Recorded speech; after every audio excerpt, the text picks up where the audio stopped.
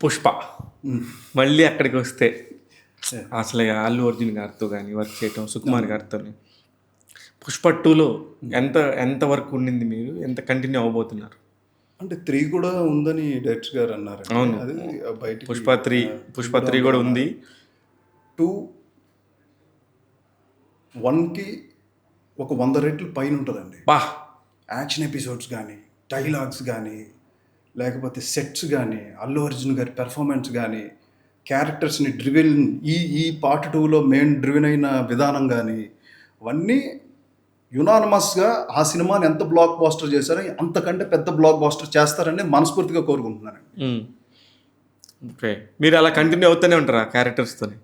తెలియదండి, అంటే నా ఉద్దేశం నేను ఈ శ్రీతేజ్ గారిని తీసుకోవచ్చు కదా పలానా క్యారెక్టర్ కానీ నేను కొంతమంది డైరెక్టర్ని చెప్పినప్పుడు ఆయన జుట్టు తీయడండి బాబు, గడ్డం తీయడండి బాబు అని చెప్పారు నాకు. అవునండి, నిజమేనా అది?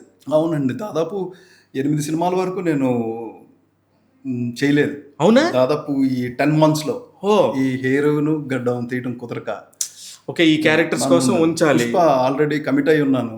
అబ్బా, ప్లస్ ఒకవేళ తీసి గడ్డం అది పెట్టుకున్న ఆర్టిఫిషియల్గా ఉంటుందండి. అది విగ్గు గడ్డం ఏంటంటే ఆ న్యాచురల్ రాదు. ఎప్పుడైతే నన్ను సుకుమార్ గారు ఈ లుక్ చూసి సెలెక్ట్ చేసుకున్నప్పుడు ఆ లుక్కి మనం బైండ్ అయి ఉండాలి. అది టైం పట్టినా. కానీ మరి మీరు పెరుగుతా ఉన్నప్పుడు అది పెరుగుతా ఉంటే కూడా అది కంటిన్యూ అవుతుందా అట్లానే? ఏదండి గడ్డం లేదు, కట్ చేసుకుంటాం మళ్ళీ దానికి క్యారెక్టర్ తగ్గట్టుగా లెంత్లు తగ్గించుకుంటాం. మీకు అది ఐడియా ఉంటుంది? ఐడియా ఉందండి. ఎన్ని రోజులు చేస్తుంటారండి పుష్పలో? ఇప్పటికి ఒక 20 days అబౌవ్ చేస్తుంటాను. ఓకే, 20 days అబౌవ్ అంటే మంచి క్యారెక్టర్ యాక్చువల్లీ.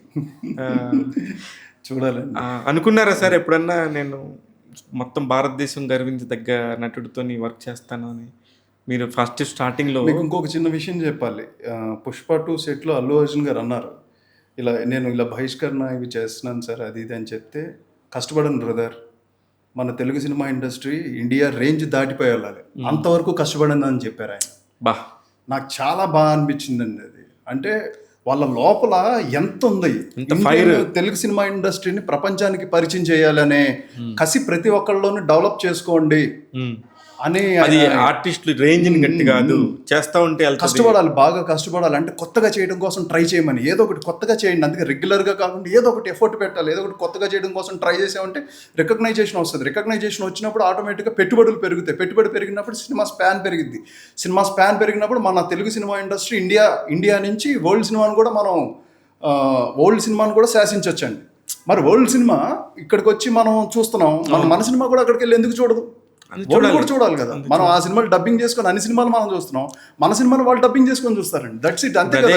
అదే జరుగుతుంది, అదే కదండి. బాహుబలి నుంచి రాజమౌళి గారు తీసుకెళ్లారు, తర్వాత నాగాశ్విన్ గారు తీసుకెళ్లారు, ఇప్పుడు సుకుమార్ గారు తీసుకెళ్తున్నారు. అలా వీళ్ళు తీసుకెళ్లే దాంట్లో మన కష్టం కూడా పడాలి. ఇంకా కష్టపడుతూ ఉంటే డెఫినెట్గా మనం కూడా ఆ స్టేజ్కి వెళ్ళగలం అండి. ఇప్పుడు మీరు రోడ్డు మీద వెళ్తూ ఉంటారండి, పలానా పుష్ప ఆర్టిస్ట్ అనో ఏదన్నా ఉంటుందండి?